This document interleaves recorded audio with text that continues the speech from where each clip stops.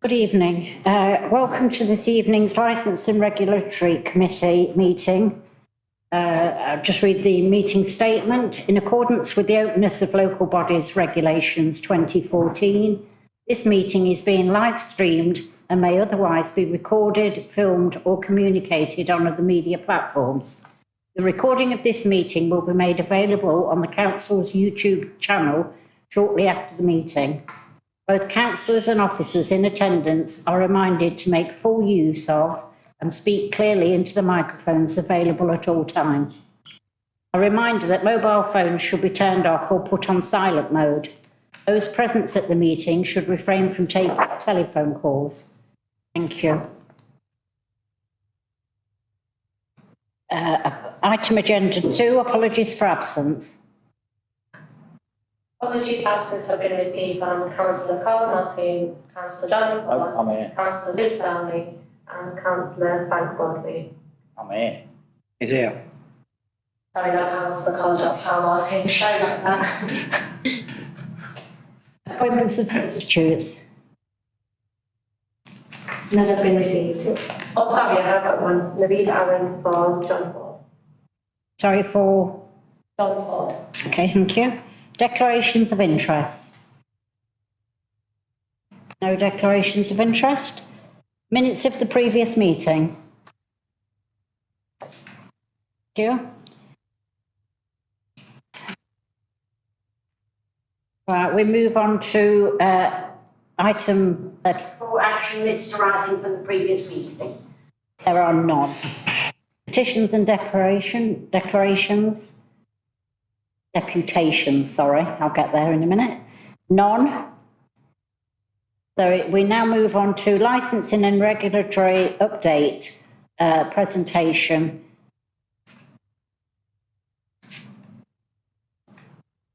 Thank you, Chair. Good evening, members. What I intended to do tonight, as it's sort of fresh members on the committee, is give an overview of the services that sort of report into this committee as a routine. So that there may be a little bit of detail, but there may just really an overview so that all members are aware of the sort of things that we cover. So environmental health is one of the key areas.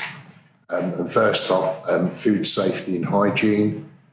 Slide is self-explanatory, but it gives you an idea of the sort of numbers on food complaints that we investigate.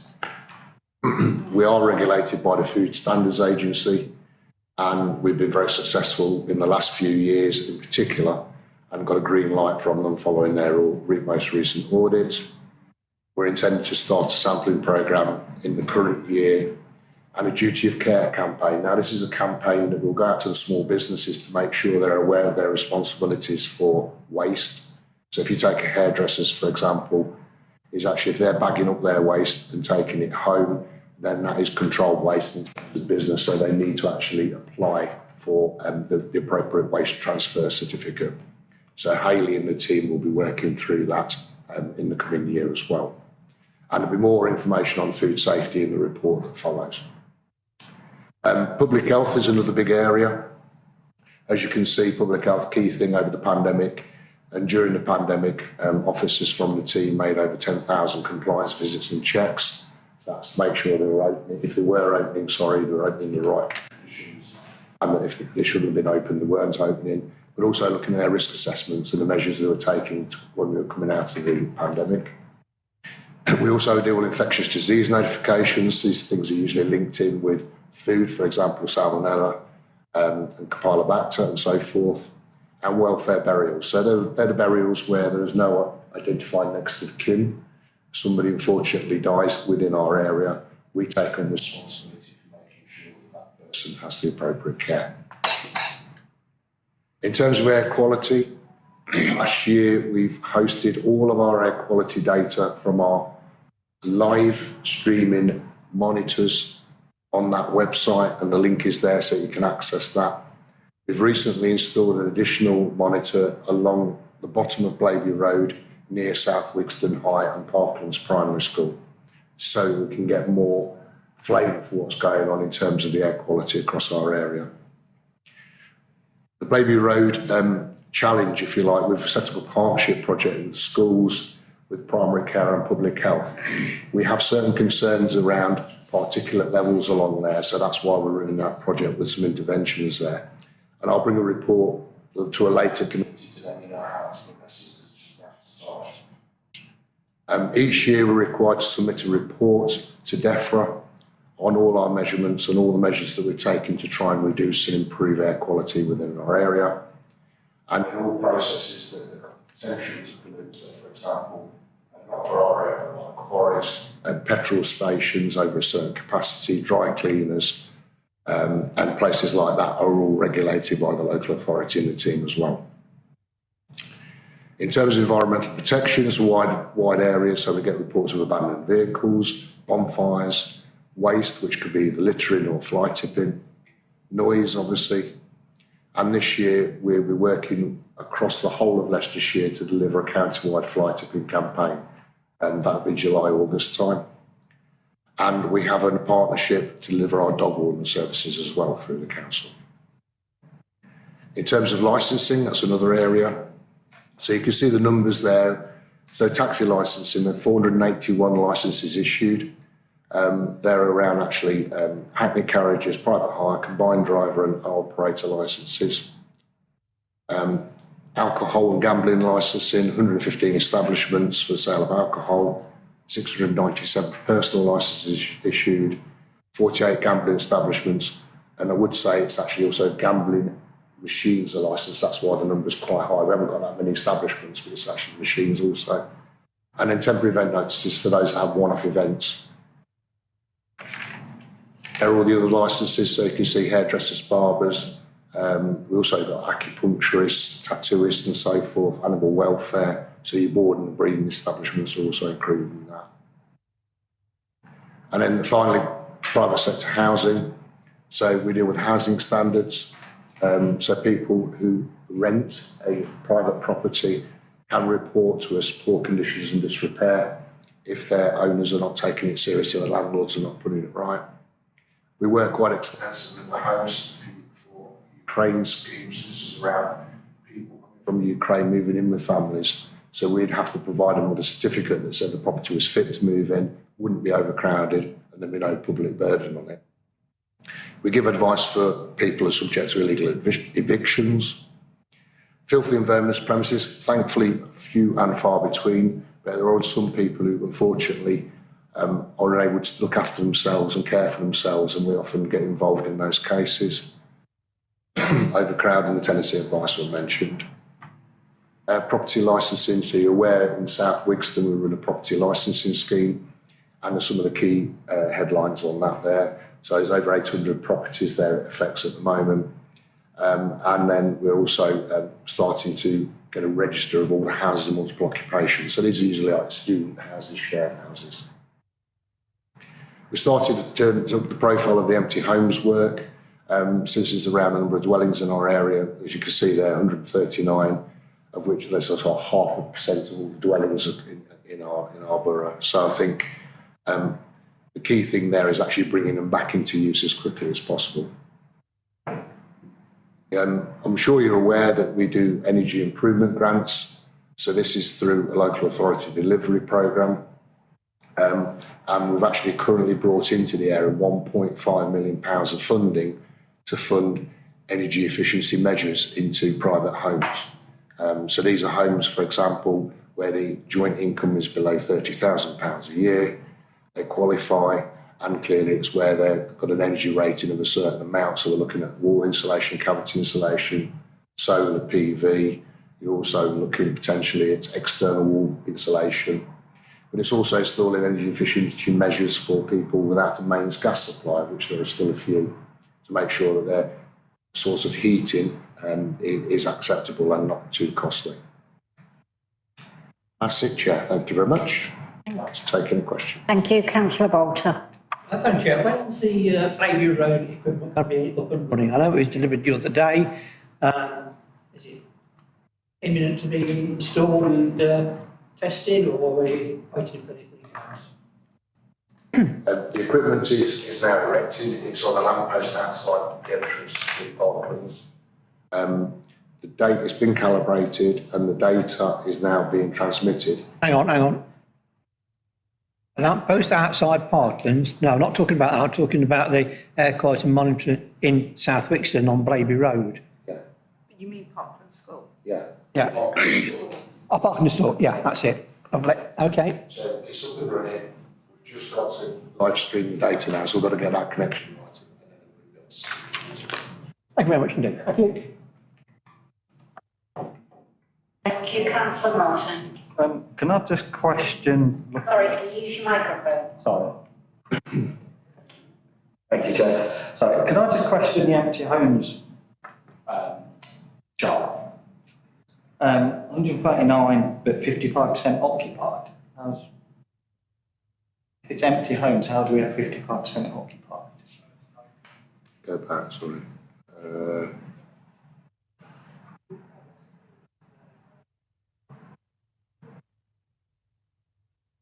I think that's basically, it's probably a broad choice of words, but that's actually where we can identify the owner occupier on it. It's actually vacant, but it's just in terms of how it's translated, but that's what it is. Just want to make sure I was understanding clearly. Councillor Allen? Thank you, Chair. Just a quick question with regards to the energy improvement grants. How many of these grants have been issued now? And are there, I know you mentioned the total household income of 30,000, but what about any of the elderly residents? Have they been given any of the local authority maybe for more efficient homes, their private homes, private residences? I haven't got the exact information to hand, Councillor Allen, but what I can do is I can get that for you. In terms of, basically, it's centred at those people who have a low income, and I'd imagine that actually, if they've got a lot of savings, there's been expectation to use those savings. So it might be means tested if they're more elderly and got some savings, for example. But what I'll do, I can get more detail. The idea of tonight was to give you an overview of the sort of things we're doing, and if there's detail that you require, then I can bring that back. But I'll send that separately after the meeting for you, if that's okay. Thank you. If there are no more questions, we'll move on to item 9, the food service delivery plan. To screen with.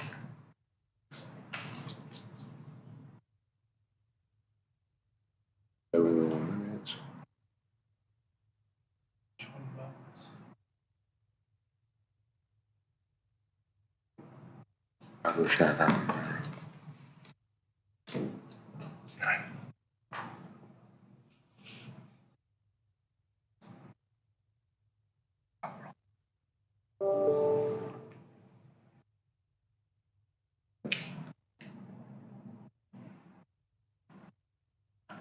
Is everybody able to see that?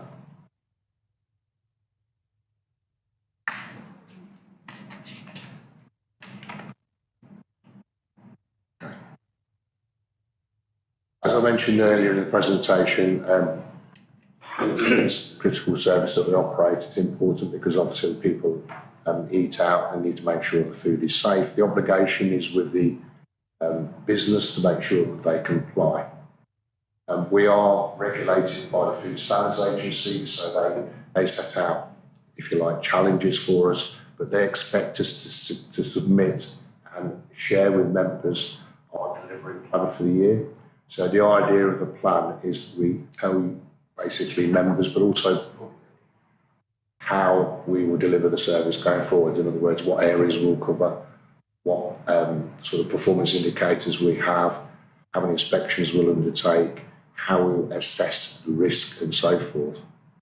So what I've done in the report is giving you a bit of a background overview of the last financial year, to tell you where the priorities have been, the number of inspections that are carried out, the sort of what we can call a broadly compliant score. So this is the score where those rate 3 and above, so they're satisfactory.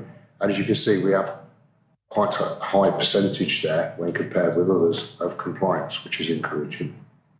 So obviously a lot of the focus is about compliance, and we've talked about that before. And Hayley is here to my side. She's the Senior Environmental Health Officer, who's actually the food lead for the council. She'll be talking to you a little bit after I've finished around actually how she would undertake an inspection, how she would award a score, and then what we do with non-compliant premises, so at least that gives you some assurances there. So the plan for the coming year, which is attached to Appendix 1, is based on the Food Standards Agency guidance. There's always a focus on high-risk premises, so the key thing is actually where the risk is greatest, we need to be there to make sure they're compliant. But it's also on returning to normal after the pandemic, because we had a recovery plan in place for 2 years. So there's a lot of premises that fell outside those high-risk categories who haven't had an inspection across the whole of the country since before the pandemic. So our priority this year is to balance that with catching up with those premises to make sure that they are complying with the rules. So I don't have any further comments on the actual report. Let me just put up the service plan. Hopefully you can see that if I zoom in a bit.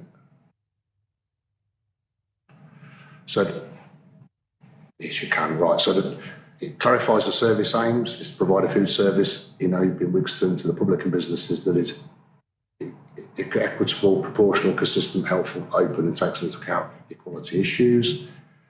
Clarifies the key issues, their key priorities, the links to our plans, our local plans, our corporate plan, and some of the key challenges in the coming year. Clearly, we're that can call sometimes around changing legislation. We have to adapt those things. And then paragraph 6 in the table there, we set out our delivery action plan. So thank you, Chair. I'm happy to questions. Thank you. There doesn't appear to be any questions. Sorry, did you say that somebody else was going to speak on this? Yes, well, if there's anything on the report, happy to take the questions. And then Hayley was going to talk you through or talk to you about how she would undertake a food safety inspection. So, Right, well, there doesn't appear to be any questions on the report. So, Hayley, if you'd like to present your bit. Sure. Thank you, Chair. What I'd like to do is just give you an overview and explain a bit about how we decide who needs an inspection and how that inspection can be taken. So moving on from what John's touched on, we are regulated by the Food Standards Agency. They set out during a code of practice that tells us exactly how to do it, what to look at, and how to even score the food business. So this is something that local authorities do across the whole of the UK. So each premises is given a risk rating. The risk rating is an A to an E. A is the highest, and they're inspected every 6 months. A good restaurant or cafe would be a C or D, and therefore they're inspected 18 months to a 2-year period in between inspections. So that might give you a bit of an idea of how often we visit. An inspection is a snapshot of what that business is doing at the time when we're there. An inspection can take about 1 to 2 hours, depending on what we find. We've got a pro forma form that is completed at every inspection. So this ensures all inspectors are consistent with what they're looking at. And this form is used across the whole of Leicestershire local authorities. When we do an inspection, it is unannounced. We turn up to that business when it is open. If there is a home caterer, we will, of course, do that by appointment. We're not just going to knock someone's door and try and do a visit. Our prime reason for being there is to ensure that business is complying with food safety requirements. This involves asking questions, but also doing a physical check. I personally feel it's really important that the business understand if they're doing something incorrectly, why they need to make sure they alter how they're doing it. So it's about educating them as well as being there as an enforcement officer. So how do we do an inspection? The first thing, we get ourselves ready. We put a white coat on, hairnet and wash our hands. We get equipment ready. We have our probes. We take temperatures. Since COVID, we have moved to disposable white coats, which means every business we put a clean coat on, which is then disposed at the end of our inspection. Physical checks. So we will check things like temperatures of fridges, any hot food, storage of waste. We watch what staff are doing and seeing how they're doing it. We talk to staff about how they prepare food, defrost food, do date checks, we will check the premises itself. So we check walls, floors, ceilings, behind equipment to make sure it's in good condition but also clean. Cleaning is a key matter, and I think a lot of businesses have struggled with this since COVID because one, they couldn't get cleaning equipment or chemicals, as well as they've had problems with staff. So we need to make sure that they're cleaning effectively. Paperwork. A lot of businesses don't like doing paperwork. However, the difference it makes when it comes to their food hygiene rating, if they're not doing the required paperwork, it can automatically drop them to a 1 on food hygiene rating. So it's heavily weighted towards what's classed as confidence in management. For example, a small, medium businesses, which is what we've got a lot of in LB Wixton, can download a pack called Safer Food Better Business from the Food Standards Agency, and this is a totally free pack. Signpost this when they register with us, so therefore I feel there's no excuse if we rack up to a new business and they don't have that in place. It's a very simple pack for a business to use. So at the end of an inspection, we will clearly explain our findings. We send them a report and any guidance, information sheets at the Food Standards Agency, we will attach to an email and we will send it to that business. We've gone totally paperless in the last 12 months, and generally businesses have said they found this a lot better because it's quicker, but also they can't lose the bit of paper in the report. So a score. So the business are given 2 scores. 1 score generates their next inspection date. As I mentioned previously, there's the A to the E. So that would give somebody in our computer system when they're next due their inspection, and we pull that data. So that's how we know when a premises is next due for a visit. Food hygiene rating. This is still not a mandatory scheme. Therefore, a business does not have to display their score. However, they are not allowed to display an incorrect one because that is misleading customers. If you do come across any problems by that, by all means you can let us know, but it's trading standards that deal with that. If any of you have an app phone, you can download the Food Hygiene app, which allows you to check on any business nationwide. Okay, you can even do a nearby, so you can do your location as well. There's a few exemptions to food hygiene rating. I won't go into it in detail, but if a business does not sell direct to the public, so they're a manufacturer, they're not included in the scheme. If a business does not achieve a 5 on their food hygiene rating, they have a 28-day appeal process. So while they may have been recently inspected, it won't show their live score till that appeal process timescale has gone past. The outcome of an inspection, everyone will receive a report following an inspection.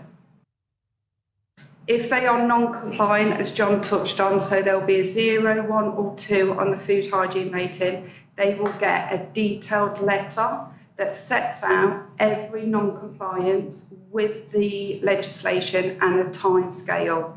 A revisit is done after that timescale. Normally it's 3 months, so if it's a cleaning matter, what we want them to do is clean it, let it get dirty again, clean it, and be able to maintain it clean. We won't go back in a week's time to check it's clean. They need to show that they're able to maintain that level of cleanliness.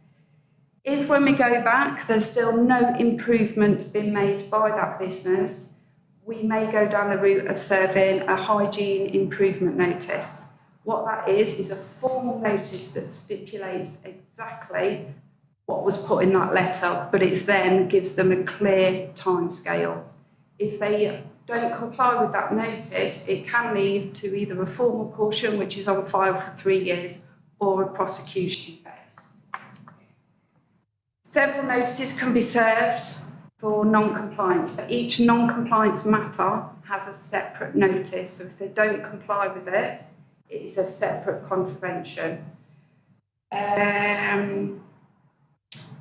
Okay, also, if we're out doing a visit and there's something that we need to deal with there and then, some out-of-date food, we will request the business to dispose of it. If not, then we can carry have action to dispose of it. There's also some issues that we may class as means it's called imminent risk to health. Now, by that, we would then formally close the business, which means we have to go to a magistrate court within 48 hours. Examples of this would be no water, or no hot water, or an active pest issue which is not being dealt with.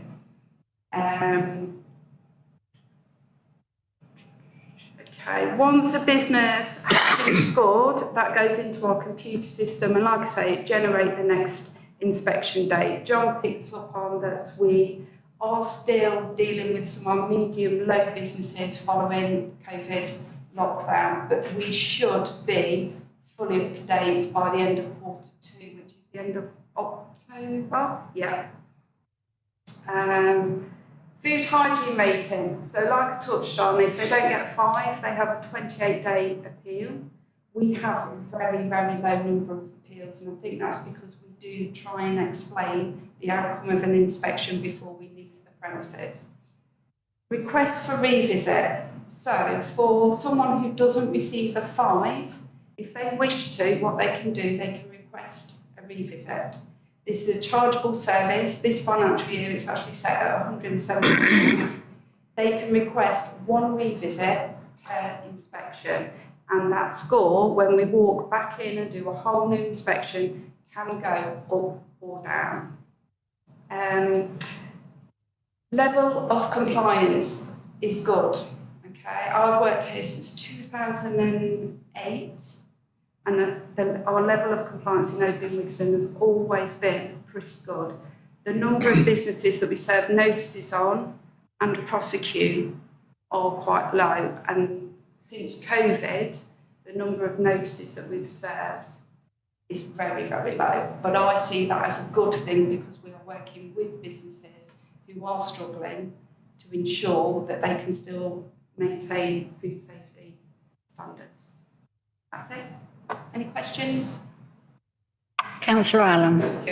Thank you, Chair. Just a quick question with regards to supermarkets. You said that you monitor the food disposal, and in my ward we have Asda, and just behind Asda we've got a row of houses that are constantly complaining about rats, rodents, mice coming through. I was wondering, do you monitor the supermarkets? Do you look at what's going on there? Yes, a lot of supermarkets have what calls a primary authority. So they have one authority across the whole of the country who deal with any of the major issues. But Asda, if we went to do an inspection at Asda, we would ask who collects your waste, how many bins you've got, is there a sufficient number? Pest control, we'd ask if they've got a pest control contractor, any issues. So we do look at that. I think the issue with Asda, there's a lot of shrubbery around the area as well, isn't there? That we seem to have some issues with rats. If their bins are clean, they've got their bung at the bottom, and they're having regular collections, from a food safety inspection point of view, that's all we do unless we were dealing with complaints. Well, that's one issue that I know that's been raised quite a lot by the residents. If we could look into that, then that'd be really helpful. And the other question is what triggers an inspection? I mean, I know that you've spoken about time lapse. What happens if you, for example, go into a restaurant and see nice droppings, can Joe Public or even a member bought this to yourself, and how does that process work? Okay, so what I've gone through is an inspection. If we receive a complaint from a customer, we would trigger a visit and we would carry out an investigation of that complaint. Doesn't necessarily trigger another inspection.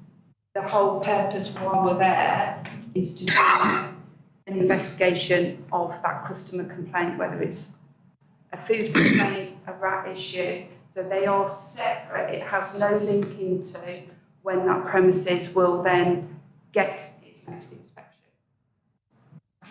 And how is that complaint put through? Is it through the website? Is it? There's lots of different ways you can report it. There is the website, they can go through customer contact centre. We do get quite a lot emailed through to us or calls. It doesn't really matter how the person reports it to us. Thank you. You said about manufacturing that it's not under this scheme, but I'm presuming there is a scheme for people who manufacture the food. Can you tell us anything about it? That The food hygiene rating scheme doesn't include people who do not produce food for the final consumer. So manufacturers are still inspected, right? but just don't get a food hygiene rating score. Every food premises that produces food will receive an inspection when they open. There are a small number of premises, such as a chemist, somewhere that poses a very little food safety risk, that we don't physically inspect. Okay. Thank you. Councillor Martin. Thank you, Chair. It's probably in regards to the triggering an inspection. If a business is sold, does that automatically trigger an inspection? And the food hygiene rating is for the premises, not the business, so if they relocating, trigger an inspection. So if what we class is a food business operator is our terminology. So if it's a manager and owner, yes, every time that changes, that is closed off and it triggers a new, back into our new inspection category. So yeah, the food hygiene score comes off the website and then we upload an awaiting inspection until they get an inspection. But every business receives a triage from us. So when we get a food registration form in, we speak to them to find out what they're doing, how they're doing it, and go through all the requirements. Thank you. If there are no other questions, that is the end of the business for tonight. And I just wish you all a good night and thank you for making the effort to get here through the floods. Thank you.